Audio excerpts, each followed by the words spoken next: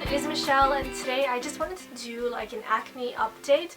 So if you've been following me for a while, then you know that I have been struggling with acne for quite some time. I talked all about like my acne history and stuff in another video, which I will link up here or in the description box if you want to go check it out. And I just wanted to make this video to, I guess, just document my progress. Maybe I can help some of you guys out, and maybe you guys can even help me out. And today's shout out goes out to Victoria Lugo. Thank you so much for always commenting on my videos, and if you want a chance to be shouted out in my videos, all you gotta do is make sure that you are subscribed and also comment in my videos, and also make sure to turn on my notifications. And let us begin with the video. So I have cystic hormonal acne, and I have very oily, sensitive skin, so you can tell that it has been quite a struggle for me. Also, I want to mention that I am barefaced right now. I mean, we're talking about acne and skincare, so I figured, like, what's the point in me wearing makeup? This is what my skin looks like currently.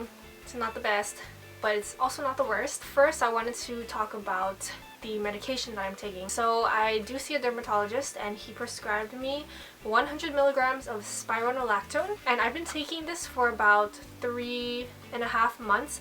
I started taking it in May, on May 22nd. I'm still breaking out even though I've been on this medication for a while, but I know you have to give the medication like at least 3 months to actually see the results, but it kind of sucks because it's almost 4 months and I'm still breaking out. The other thing that I wanted to mention is that once I started taking 100 milligrams, because I was taking 50 milligrams like from November, but then only started taking 100 milligrams at the end of May. So once I started taking 100 milligrams, I feel like it made my period stop. So from like May to August, I didn't get my period once, and my period is usually very regular. I knew that I wasn't pregnant, so I figured that it was because of the medication, because the medication was the only thing that I had really changed. And I did some research, but I found that not a lot of people experienced this before. But it was also weird because like in August, that's when I finally got my period again. So for 3 months I didn't have my period, and then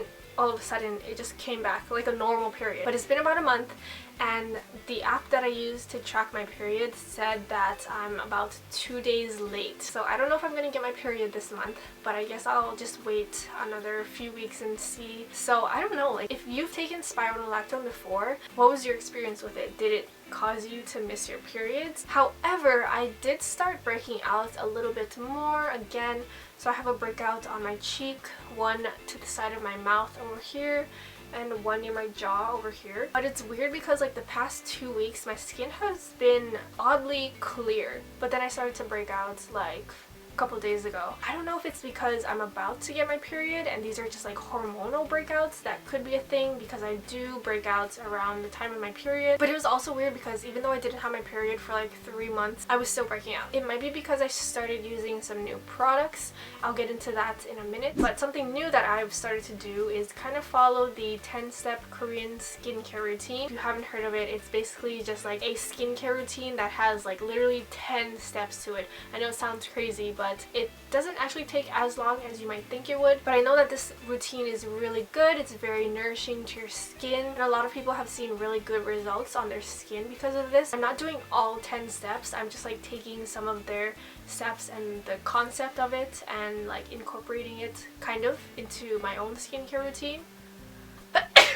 Excuse me. So one thing that I do really want to start doing is oil cleansing to remove my makeup, because usually when I remove my makeup I usually just use makeup wipes or like micellar water, but I still feel like it's very harsh and stripping on my skin. And I looked up some oil cleansers and I saw that Simple Skincare has an oil cleanser, and it's pretty affordable and also has really good reviews, so I really wanted to try that out. I haven't bought it yet, but I'm planning to order it on Amazon soon. But if you guys have tried it before, let me know what your experience with it is. I would love to know. And then the other thing that I've changed is that I used to use an apple cider vinegar toner, but after a few months of using it, I feel like it's not doing as much as I thought it was. So I switched that out and I got the Thayer's alcohol-free witch hazel toner with rose scent, and I can definitely see results from that. Like, it's definitely calming the redness in my face. After the first time that I used it, I saw like an immediate difference in my skin tone. I mean, it doesn't take away the redness completely, but it's so much less than it used to be. And I also started using tea tree oil. So this is another really popular item that a lot of people with cystic acne used. I got mine from the Body Shop. The first time that I used it, it was great. It dried out this pimple so good, but it's been about 3 days and I've been using it every day, but I feel like it just makes my skin oilier. And I mean, I know it is an oil, so I don't know. I mean, I've looked up some reviews of people talking about the product and they said that, you know, it might be making your skin purge the pimples that are underlying, so it might be bringing out those pimples to the surface and like drying them out so that it can get rid of them, and then after the purging process, then that's when your skin will start to heal. I guess I just need to wait it out and keep on trying it. I'm gonna keep on trying the tea tree oil for another like 2 weeks. And the other thing is that I do have this Acne gel. So this is kind of like benzoyl peroxide, but not as harsh on your skin. This is only available as a prescription from like your dermatologist, and I stopped using this for some reason. Like when I started the 10-step skincare routine a week or 2 ago, for some reason I stopped using this. Like I forgot about it. I guess probably because I had so many products to think about already that I kind of just forgot about this. You know, I feel like maybe that's another reason why I started to break out a little bit, because I stopped using this. So I'm gonna try and incorporate this into my routine and see if that helps my skin. The other thing that I wanted to ask your guys' help for is finding a moisturizer, a daytime moisturizer that has at least SPF 30 in it. So I want to find a good moisturizer that won't break me out, won't clog my pores, won't make me oily, that has SPF in it, but it's really hard to find a good one. So if you guys have any recommendation for me, please let me know. It's been such a struggle to find a good daytime moisturizer. And the other thing is that I have started to moisturize my face more. So you guys might freak out, but I haven't moisturized my skin for the past like 2 months, I want to say, and that is because my dermatologist said that I don't need moisturizers. So I asked him the last time that I saw him, maybe like 4 months ago, I asked him like, so what kind of moisturizer should I be using? Because I know that like moisturizer is very important even if you have oily skin, but he said you don't really need moisturizers. I was like, what? He told me that like because my skin is oily, I don't need moisturizers because it might make my skin even more oily and we don't want that, so you don't need moisturizers right now. So I thought, okay, I don't need to use moisturizers, I guess. But then I noticed that with my regimen that I was doing prescribed from my dermatologist, my skin was just so dry. I think it was so dry that my skin freaked out and was producing more oil to compensate for the dryness. But I noticed that using moisturizer, I just use a little bit of moisturizer, rub it in my fingers and press it onto my skin. Just doing that has totally changed the texture of my skin. It's so much smoother and softer than it was before, and like the little bumps that I used to have vanished.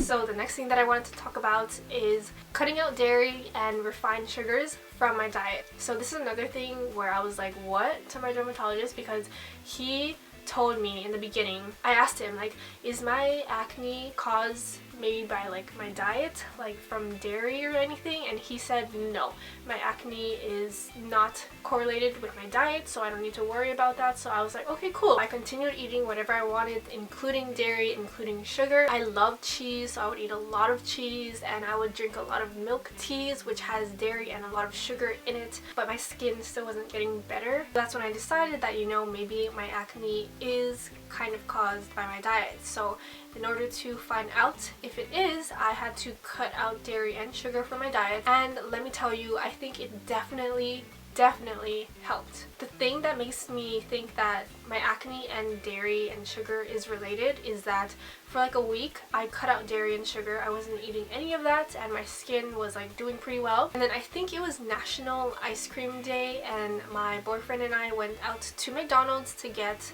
a free ice cream cone because they were giving out free ice cream. I had 1 ice cream cone, and then that night I started to break out. That night is when I got this pimple. I think I also broke out around here and around here as well, just after eating the ice cream. So I am pretty certain that dairy and sugar plays a role in my acne. And also, going along with like diet stuff, I have been drinking a ton of water. So much water, so much. I have to pee so many times throughout the day. It's insane. Water is really good because it'll keep you hydrated, keep your skin hydrated.